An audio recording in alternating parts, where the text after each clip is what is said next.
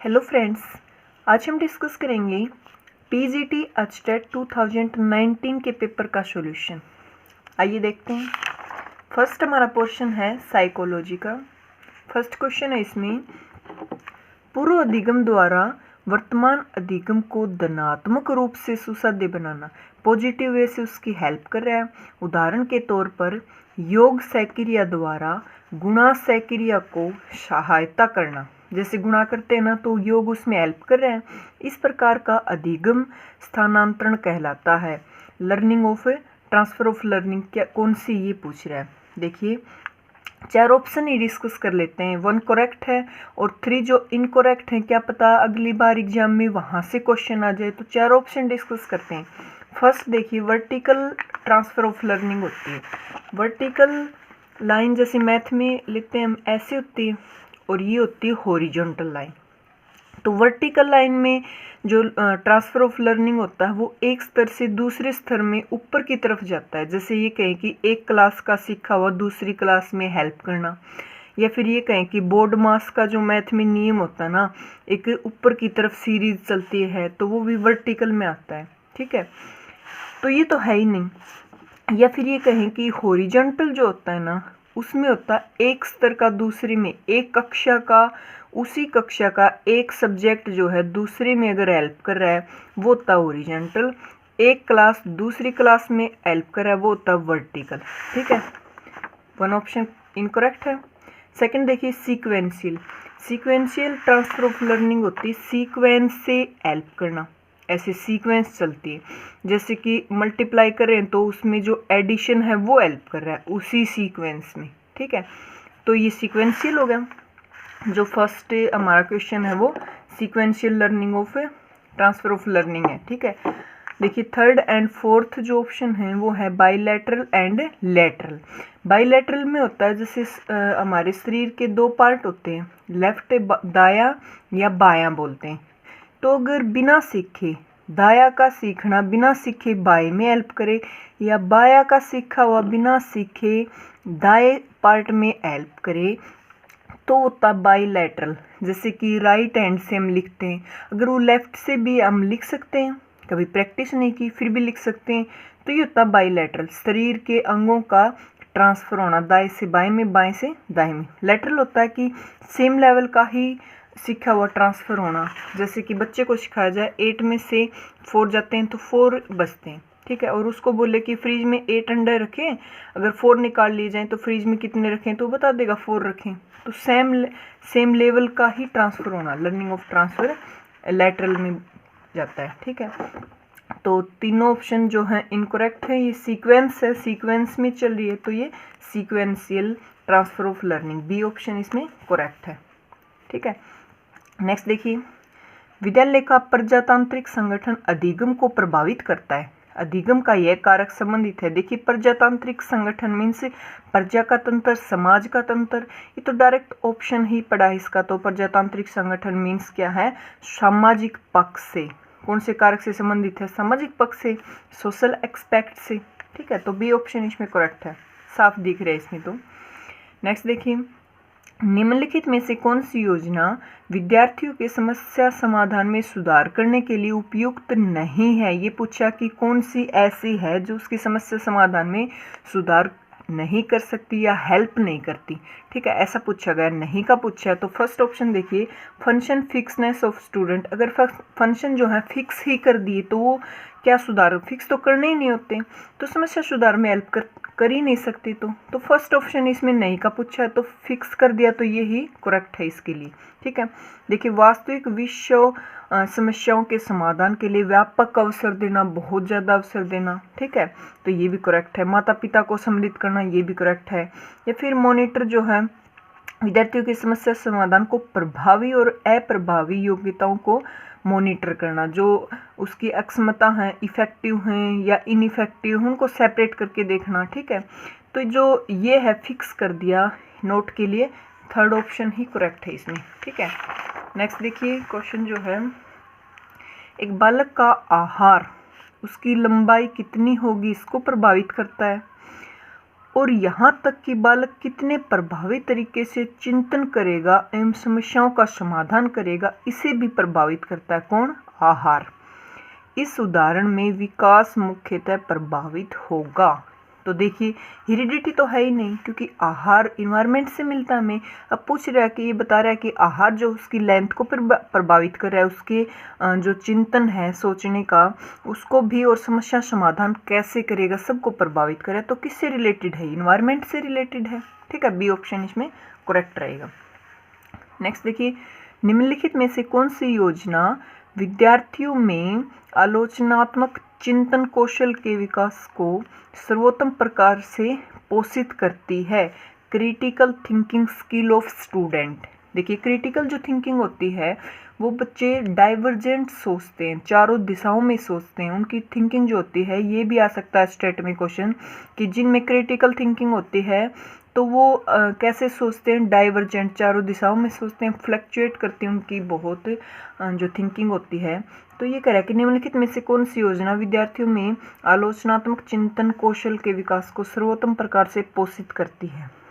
देखिए कि बच्चा जो है क्रिटिकल थिंकिंग कैसे कर सकेगा, उसको क्या दे इनमें से चार ऑप्शन में से। जैसे फर्स्ट है give a multiple choice test. Multiple choice test देंगे तो वो क्या, उसकी जरूरत ही नहीं है कि बच्चा उसमें क्रिटिकल थिंकिंग यूज़ करे। सेकंड देखिए, विद्यार्थियों से महत्वपूर्ण ऐतिहासिक तिथियों का काल रेखा बनवाने का कार्य करना, इसमें भी कोई क्रिटिकल थिंकिंग नहीं लगेगी। विद्यार्थियों किस प्रकार के कार्य पतर्क करने को देना जिससे उन्हें उनकी पाठ्य पुस्तकों में दिए गए तथ्यों को पुनः स्मरण करना हो, इसमें भी कोई क्रिटिकल थिंकिंग का काम नहीं है। नेक्स्ट देखिए, विद्यार्थियों को इस तरह के कथन प्रस्तुत करना कि लाल बहादुर शास्त्री अपने महानतम प्रधानमंत्री थे। कथन का समर्थन अथवा खंडन कीजिए। अब बच्चा यहाँ अपने शब्दों में करेगा कि उसका समर्थन, उसके फेवर में क्या क्या बातें थी और उसके खंडन में क्या क्या थे, वो अपनी थिंकिंग लगाएगा। यहाँ वो क्रिटिकल थिंकिंग यूज कर सकता है। तो फोर्थ ऑप्शन करेक्ट है। ठीक है, ये देखिए नेक्स्ट, एरिक्सन के अनुसार जटिल समाज में किशोर किशोरियां निम्नलिखित में से कौन सी अवस्था का अनुभव अधिक करते हैं? ये पूछा है कौन सी अधिक। देखिए एरिक्सन है, उसने 8 वो बताए थे, मनोसामाजिक सिद्धांत दिया था एरिक्सन ने, उसमें 8 स्टेप बताए थे या 8 पॉइंट बताए थे, जैसे कि विश्वास, अविश्वास, पहल, दोष। तो इसने एक ये भी दिया था कि पहचान या फिर कन्फ्यूजन, कि किशोर किशोरी हैं वो ये सोचते हैं कि मैं कौन हूँ, मैं किस लिए हूँ, मैं कहाँ जा रहा हूँ, वो अपनी पहचान ढूंढते हैं, पहचान संकट में से घिरे होते हैं जो किशोर किशोरियाँ हैं। और अगर उनको रास्ता ना मिले तो बहुत कन्फ्यूजन होते हैं दूसरी साइड देखें तो एरिक्सन का यही है एक इनमें से, कि एरिक्सन ने क्या दिया था पहचान का, कि पहचान संकट में घिरे होते हैं किशोर किशोरिया। तो फर्स्ट ऑप्शन ही करेक्ट आएगा इसमें। ठीक है, नेक्स्ट देखिए,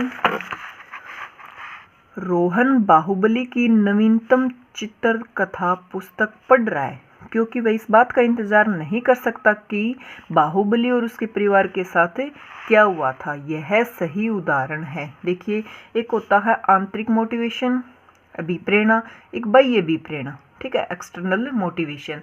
तो पहले इसको समझ लेते। आंतरिक होता है ना, कोई भी व्यक्ति या बच्चा कुछ काम करता है वो अपनी हार्दिक खुशी के लिए करता है, कि मैं खुश होऊंगा, वो खुद प्रसन्न होने के लिए करता है, तो बिल्कुल आंतरिक अभिप्रेरणा होगी, उसका बाहर कोई भी मोटिवेशन नहीं। जैसे कि एक बच्चा जो नोवेल पढ़ रहा है या एक आदमी नोवेल पढ़ रहा है क्योंकि उसको खुशी मिलती है, तो ये इंटरनल मोटिवेशन होगा।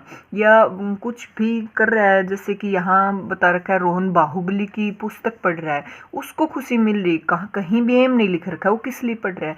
तो ये बिल्कुल ही ओनली क्या होगी, केवल आंतरिक अभिप्रेरणा होगी। अगर ये लिखता कि उसको ग्रेड लेनी है या उसको कहीं कुछ आगे कंपटीशन में जाना है, या एक बच्चा तैयारी कर रहा है पढ़ाई की क्योंकि उसको अच्छे ग्रेड चाहिए या क्लास में फर्स्ट आने के लिए करता, अगर बाहर का कुछ भी मोटिवेशन हो तो एक्सटर्नल में चला जाता है।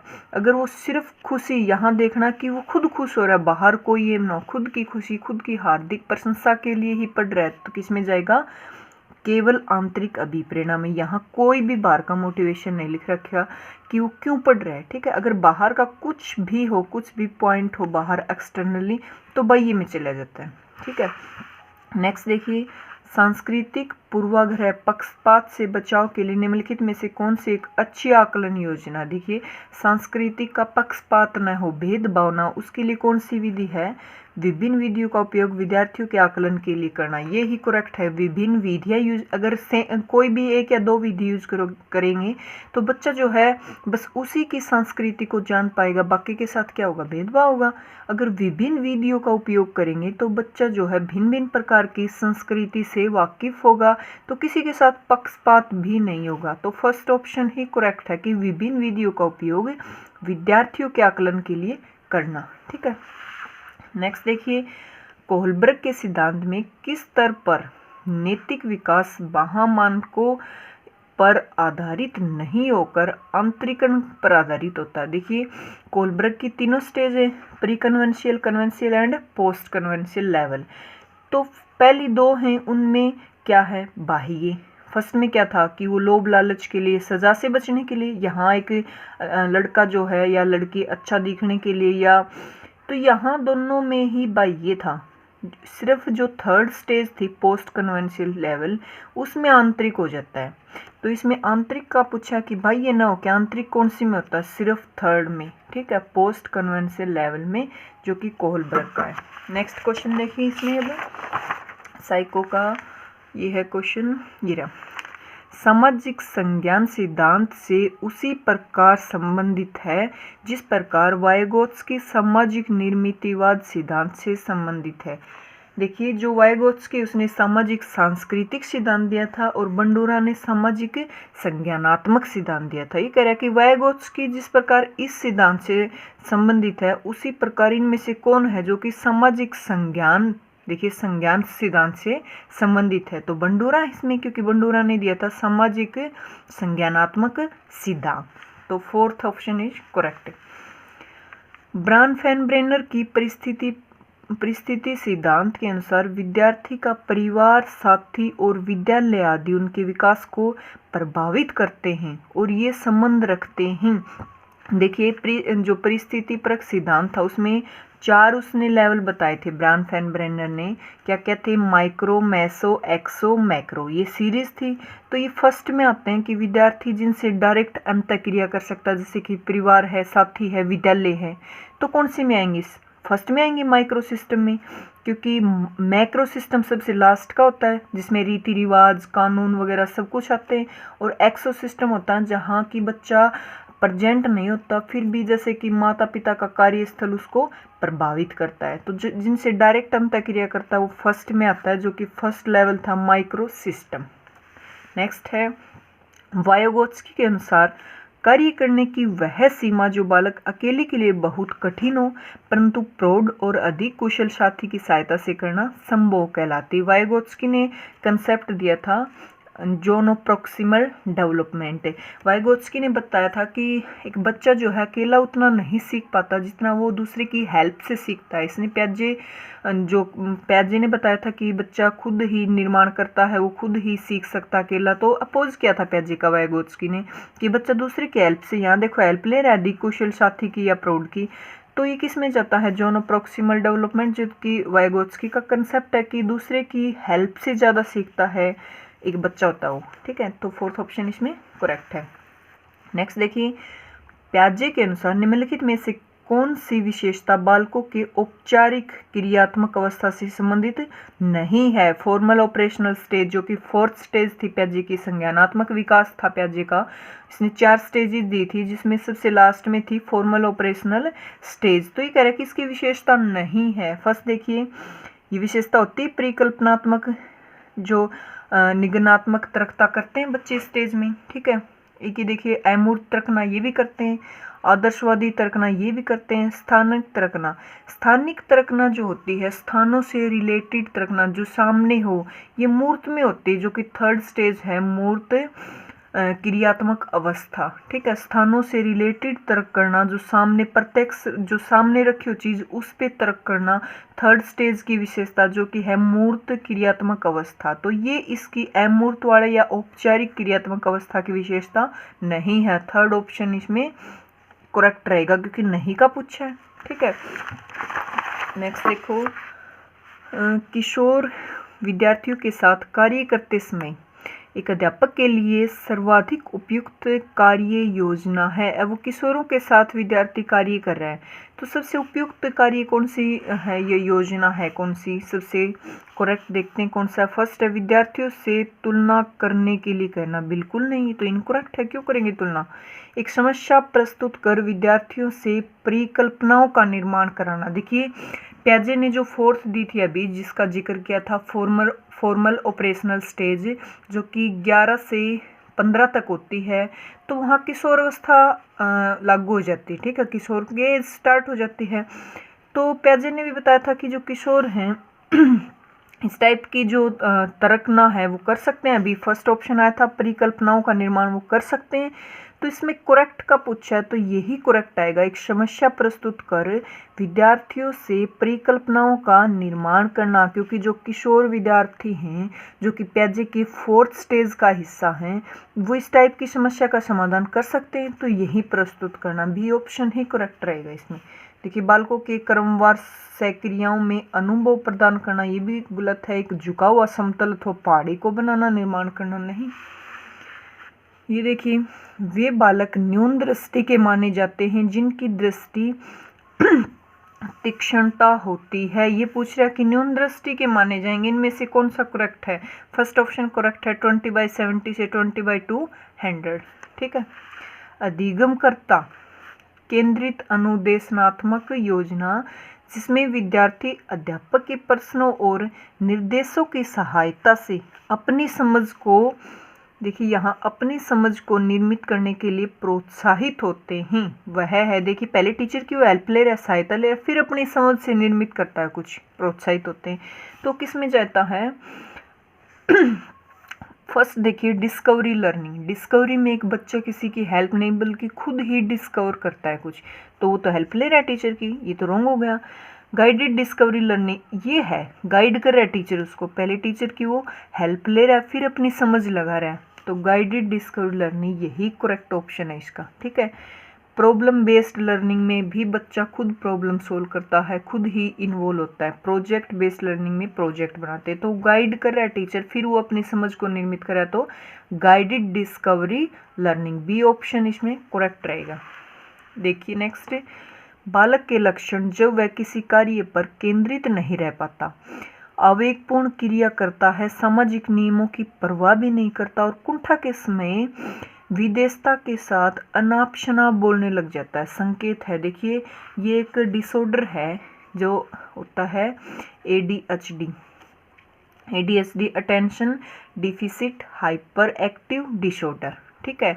इस टाइप के बच्चे होते हैं ना, वो जैसे हिलते रहते हैं, ठीक है, कुछ भी हाइपर होना, देखो हाइपर होना मतलब कुछ भी बोल सकते हैं, कुछ भी बोलना, सामाजिक नियमों की ना परवाह करते हैं, ठीक है, या फिर अटेंशन नहीं हो पाते एक जगह, थोड़ा थोड़ा हिलते रहते हैं, किसी भी चीज़ पे या किसी भी कहे कि पर्सन पे अटेंशन नहीं कर पाते, इनके अंदर डिसऑर्डर होता है।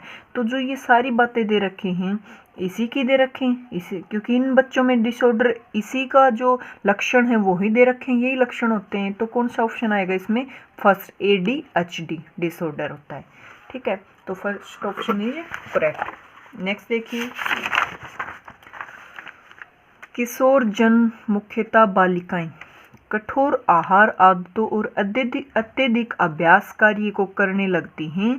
किशोरों का यह आहार संबंधी विकार कहलाता है। देखिए आहार संबंधी दो विकार होते हैं, एनोरेक्सिया और बुलिमिया। एनोरेक्सिया में वो कम कुछ भी नहीं खाते, मीन्स कम खाते हैं, बहुत ही कम खाते हैं, खुद को दुबला पतला बनाने की कोशिश करते हैं, खुद को मोटा मानना, ऐसे लक्षण होते हैं एनोरेक्सिया में। यहाँ क्या कह रहे हैं, देखो किशोर जन मुख्यतः बालिकाएं कठोर आहार, ज़्यादा आहार करती हैं, तो किस में जाएगा, बुलिमिया में, ठीक है। इसमें क्या होता है कि ये आहार संबंधी ऐसा विकार है जिसमें ज़्यादा खाने की प्रवृत्ति होती है, फिर वो अपने जो मानसिक तनाव उसको दूर करने के लिए तो उल्टी कर देते हैं या फिर कोई ऐसी टैबलेट लेना, ठीक है। तो इसमें बुलिमिया में वो ज़्यादा खाते हैं, ज़्यादा खाने संबंधी विकार होता है, और यहाँ खुद को भूखा रखते हो, ठीक है, कम खाते हैं। तो यहाँ कठोर आहार की बात करें तो फोर्थ ऑप्शन करेक्ट रहेगा इसमें, बुलिमिया वाला, कि ज़्यादा खाना, ठीक है। निम्नलिखित में से कौन सा कथन समावेशी शब्द को सर्वाधिक उपयुक्त रूप से परिभाषित करता है। देखिए समावेशी शब्द मीन्स सबके लिए समावेशी शिक्षा होती है, जैसे कि सभी के साथ ही जो विशिष्ट बच्चे होते हैं उनको भी, जो सामान्य बच्चे उनके साथ ही शिक्षा देना, ठीक है, अलग से प्रदान न करना बल्कि उनके साथ ही रखना, उनके साथ ही शिक्षा देना, वो होती समावेशी शिक्षा, भेदभाव ना करना। तो कौन सा उपयुक्त रूप से परिभाषित करता है ये देखते हैं। विशेष आवश्यकता वाले बालकों को विशिष्ट विद्यालयों में शिक्षा देना नहीं। क्यों दे विशिष्ट में? विशेष आवश्यकता वाले बालकों को विद्यालयों में विशिष्ट कक्षा में शिक्षा देना, बिल्कुल नहीं। विशेष आवश्यकता वाले बालकों को सामान्य कक्षा में अधिकतम समय शिक्षा देना नहीं। विशेष आवश्यकता वाले बच्चों को सामान्य कक्षा में पूरे समय शिक्षा देना। देखिए सामान्य के साथ ही रखना, उनके साथ भेदभाव न करना, सामान्य जो कक्षा है वहाँ सामान्य जो बच्चे शिक्षा ले रहे हैं उनके साथ ही पूरे समय शिक्षा देना, ये इसको परिभाषित करता है समावेशी शब्द को। तो फोर्थ ऑप्शन इसमें करेक्ट रहेगा। नेक्स्ट देखिए, संवेगों की प्रकृति के बारे में निम्नलिखित में से कौन सा कथन सही है। जो इमोशंस होते हैं उनके लिए क्या करेक्ट है पूछा। देखो फर्स्ट है, संवेगों की अभिव्यक्ति अधिगम द्वारा परिवर्तित हो जाती है, बिल्कुल होती, मॉडिफाई कर सकते हैं लर्निंग से जो संवेग होते हैं वो, ठीक है, ये तो डेफिनेशन में इसके। संवेग जीव का स्थायी अवस्था होती है, नहीं, वो क्या परमानेंट रहते हैं, संवेग तो बदलते रहते हैं, कभी खुशी कभी गम, ठीक है, कभी दुखी कभी उदासी, चेंज होते रहते हैं टाइम टू टाइम, तो स्थायी नहीं होते। संवेग आंतरिक उद्दीपनों द्वारा जागृत होते हैं, बिल्कुल नहीं होते। बाह्य उद्दीपनों से जागृत होते हैं, जैसे बाहर से कोई चीज़ देखी जो हमें खुशी देती है तो हम खुश हो जाते हैं, कोई ऐसी जो हमें कष्ट देती हो तो हम दुखी हो जाते हैं। तो बाहर कोई उद्दीपन देखते हैं तो संवेग को जागृत होते हैं, संवेग जो होते हैं, ठीक है, इमोशंस जो हैं जागृत होते हैं। संवेगों की निश्चित भावभित्ति भिन्न भिन्न अर्थ के लिए होती नहीं। जैसे कि कोई हंस रहा है तो उसका मतलब है वो खुशी ही है, वो खुश ही है, या कोई उदास है तो मीन्स उसको कुछ कष्ट है। तो जो एक्सप्रेशन है, emotions have different meaning different तो निकलते ही नहीं। जिस जैसा एक्सप्रेशन देखेंगे हम वैसा ही मीनिंग होगा। जैसे कोई खुश हंस रहा है तो मतलब वो खुश है, ये नहीं कि कोई हंस रहा है तो ये सोचे कि तो बहुत दुखी है, सेम ही मीनिंग देते हैं, डिफरेंट मीनिंग तो देते ही नहीं, ठीक है। नेक्स्ट देखिए, पारुल के बुद्धि परीक्षणों से औसत और औसत से अधिक बुद्धि को दर्शाते हैं। उसका IQ लेवल जो है बिल्कुल करेक्ट है, उसका ज़्यादा हो उससे कुछ, जबकि उसके पठन वर्तनी सामाजिक विज्ञान और विज्ञान के ग्रेड अत्यधिक न्यून कम है। देखिए पठन संबंधी विकार उसमें, वर्तनी संबंधी भी है, उसके गणित के ग्रेड काफ़ी उच्च है, मैथ में बिल्कुल करेक्ट है, सही है, और लेखन कौशल भी उसका सही है। तो पारुल को मुख्यतः है, फर्स्ट देखिए डिसकैलकुलिया जो कि मैथ संबंधी विकार होता है, बट वो तो मैथ में सही है, गणित में तो। नेक्स्ट है डिस्ग्राफिया जो कि लेखन संबंधी विकार होता है, बट वो तो जो पारुल है वो लेखन में भी सही है, तो ये भी रॉन्ग, ये भी रॉन्ग। डिसलेक्सिया जो कि पठन संबंधी विकार होता है, बिल्कुल है उसको पठन संबंधी, क्योंकि पठन में वो कम है, तो थर्ड ऑप्शन इसमें करेक्ट रहेगा, क्योंकि पठन संबंधी पठन जो है उसमें वो न्यून है, तो डिसलेक्सिया उसको, ठीक है। नेक्स्ट देखिए, निम्नलिखित में से कौन सा पर्सन विद्यार्थियों को अपने प्रयोजन पर विवेचना करने में सर्वाधिक सही है, ठीक है। Likely to get student to reflect on the purpose. देखिए पर्पज पूछ रखा है, अपने प्रयोजन पर, खुद का ही, विद्यार्थियों के अपने प्रयोजन की बात कर रहे हैं। तो देखिए क्या वो करेंगे, एक्सपेक्ट करेंगे विद्यार्थी, आप अच्छे ग्रेड प्राप्त करने के लिए क्या कर सकते हैं, यही करेंगे, ठीक है, अपने प्रयोजन की बात कर रहे हैं, तो थर्ड ऑप्शन इसमें करेक्ट रहेगा। प्रतिभाशाली बालकों के लिए निम्नलिखित में से कौन सा कार्यक्रम उपयुक्त नहीं है। नहीं का पूछिए, विशिष्ट कक्षा ये तो होती है प्रतिभाशाली बालकों के लिए। नेक्स्ट देखिए, रिमेडियल टीचिंग ये नहीं होती। जो बच्चे कमज़ोर होते हैं, जो पिछड़े होते हैं बच्चे, उनके लिए रिमेडियल टीचिंग होती है, और जो बच्चे प्रतिभाशाली होते हैं उनके लिए इनरिचमेंट टीचिंग होती है। ध्यान रखिए, आ सकता है जो पिछड़े बच्चे होते हैं उनके लिए रिमेडियल टीचिंग होती है, जो प्रतिभाशाली होते हैं उनके लिए इनरिचमेंट टीचिंग यूज होती है। तो प्रतिभाशाली की बात कर रहा है, ये भी करेक्ट है। एक्सेलेरेशन ये भी करेक्ट है। स्पेशल क्लास भी होती है इनकी, रिमेडियल टीचिंग नहीं होती, जो पिछड़े बच्चे होते हैं उनके लिए यूज करते हैं। तो नहीं का पूछा है, तो बी ऑप्शन इसमें करेक्ट रहेगा। नेक्स्ट देखिए, गार्डनर के अनुसार दूसरों के मूड, मनोदशा, स्वभाव, अभिप्रेरणा और इरादों को पहचानने और उपयुक्त अनुक्रिया करने की योग्यता कहलाती है। देखिए दूसरों को पहचानना ये होते हैं, एक तो होता है इंटरपर्सनल, एक होता है इंट्रापर्सनल इंटेलिजेंस। इंटरपर्सनल, दो के बीच में इंटरपर्सनल मतलब दूसरों को जानेंगे तो ये होना जरूरी है इंटरपर्सनल। इंट्रापर्सनल होती खुद को ही जानना, ठीक है। अगर ये कहें कि वो खुद को जान रहा है, खुद को समझ रहा है तो आएगा इंट्रापर्सनल इंटेलिजेंस। अगर दूसरों को जान रहा है तो इंटरपर्सनल इंटेलिजेंस। फर्स्ट भाषिक बुद्धि भाषा से रिलेटेड है एंड ये बॉडी से रिलेटेड है, तो इसमें दूसरों के मूड की मनोदशा को वो जान रहा है। तो कौन सा ऑप्शन आएगा इसमें? थर्ड, इंटरपर्सनल इंटेलिजेंस, ठीक है। प्याजे के अनुसार किशोरों की वास्तविक सांसारिक परिस्थितियों को देखे बिना शाब्दिक कथनों के तर्कों को मूल्यांकन करने की योग्यता। देखिए जो किशोर हैं उसकी जो वास्तविक जो परिस्थिति है उसको तो देखा ही नहीं और फिर भी शाब्दिक कथनों के तर्कों को मूल्यांकन करने की योग्यता, फिर भी उनका मूल्यांकन हो रहा है। तो इनमें से ये कह रहा है कि कौन सा करेक्ट आएगा? फर्स्ट प्रोपोजिशनल थॉट, ये ही करेक्ट है इसमें, क्योंकि उसका जो है वास्तविकता में पता ही नहीं फिर भी उसका मूल्यांकन हो रहा है। फर्स्ट ऑप्शन करेक्ट रहेगा। देखिए सेकंड जो है इसमें ट्रांजेक्टिव जो इन्फेरेंस है, ये वाला बी ऑप्शन जो है उसमें होता है कि ये प्याजे की जो प्री ऑपरेशनल स्टेज थी वहाँ चला जाता है। जैसे कि बच्चों को सिखाया जाता है ए जो ग्रेटर देन है बी से, बी ग्रेटर देन सी से, तो बच्चा बता देगा ए जो है सी से ग्रेटर देन है, ठीक है। इस टाइप का होता है ट्रांजेक्टिव इन्फेरेंस के अंदर, जो कि प्री ऑपरेशनल स्टेज है प्याजे की, उसके अंदर आता है, ठीक है। थर्ड है संज्ञानात्मक, इसमें तो उसकी मेंटली का करना पर यहाँ तो किशोर का वास्तविक जो परिस्थिति वो देखा ही नहीं, ठीक है। ये भी इनकरेक्ट है, तो फर्स्ट ही ऑप्शन करेक्ट आएगा इसमें, प्रोपोजिशनल थॉट, ठीक है। नेक्स्ट देखिए, निम्नलिखित में से किस मनोवैज्ञानिक ने किशोरावस्था को परिभाषित किया कि किशोरावस्था वह काल है जिसमें बालक और बालिकाएं मानसिक, संवेगात्मक, सामाजिक और शारीरिक रूप से बाल्यावस्था से प्रौढ़ावस्था की ओर जाते हैं। देखिए A.T. जेरसील्ड है जिसने बताया था कि जो किशोरावस्था है वो बाल्यावस्था और प्रौढ़ावस्था के बीच का काल है, या फिर ये कहें कि बाल्यावस्था प्रौढ़ावस्था की ओर जाती है वो किशोरावस्था है, क्योंकि किशोरावस्था बीच में आती है, फर्स्ट बाल्यावस्था, किशोरावस्था, प्रौढ़ावस्था ऐसे आती है। तो ये किसने बताया था? ये तो इसी की डेफिनेशन फिक्स है, A.T. जेरसील्ड ने बताया था कि जो किशोरावस्था है वो बाल्यावस्था से प्रौढ़ावस्था के बीच का काल है, या कहीं कि बाल्यावस्था से प्रौढ़ावस्था की ओर जाते हैं, ठीक है। नेक्स्ट देखिए, इसमें जब विद्यार्थी अधिगम विषय वस्तु का अर्थ निकालकर उसे समझने के अधिगम उपागम का उपयोग करता है तो वह अधिगम शैली निम्नलिखित में से कौन सी है? देखिए अर्थ निकाल कर रहा है बच्चा, तो कौन सी आएगी? डीप स्टाइल आएगी, गहराई से पढ़ रहा है उसका अर्थ निकाल रहा है, तो किस में चला जाता है? डीप स्टाइल में, ठीक है। फर्स्ट जो है प्रैक्टिकल स्टाइल है, इसमें बच्चा प्रैक्टिकल करता है, ठीक है। इम्पल्सिव स्टाइल है जो इसमें क्या करता है? जल्दबाजी करते हैं बहुत बच्चे, जल्दबाजी से जैसे जवाब देना, बहुत जल्दी करना, तो इसमें एक्यूरेंसी बहुत कम होती है, ठीक है।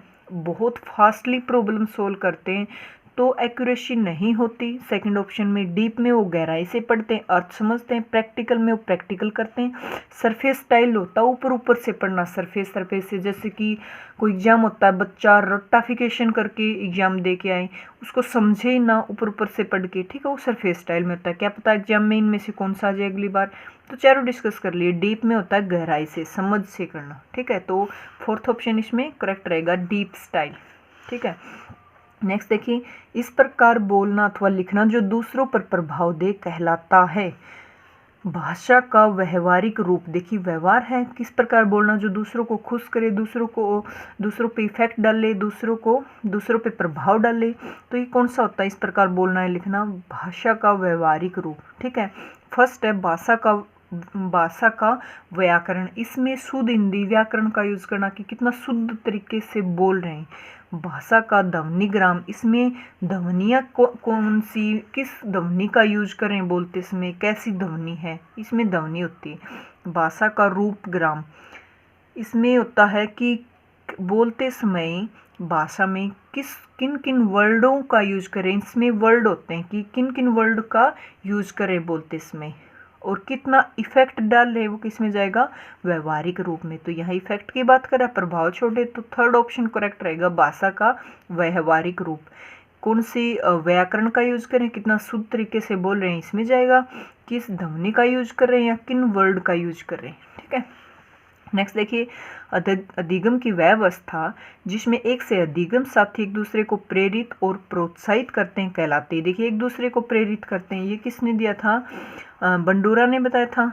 सहयोगी अधिगम, कोऑपरेटिव लर्निंग। ठीक है, साथ सीखना, एक दूसरे को सहयोग से सीखना बच्चे सीखते हैं, उस सहयोगी अधिगम में जाता है। टीम टीचिंग होता है, यहाँ टीचर होता है जो कि टीम होता है उनको पढ़ाता है, टीम के बच्चों की टीम को। टीम टीचिंग में टीचर भी इन्वॉल्व होता है। ठीक है, यहाँ सिर्फ साथी एक दूसरे को प्रेरित प्रोत्साहित करे पढ़ रहे तो किस में जाएगा, कोऑपरेटिव लर्निंग में। ठीक है, निम्नलिखित में से कौन सा कथन बालक विकास के सिद्धांतों के बारे में गलत है, रोंग है पूछा है।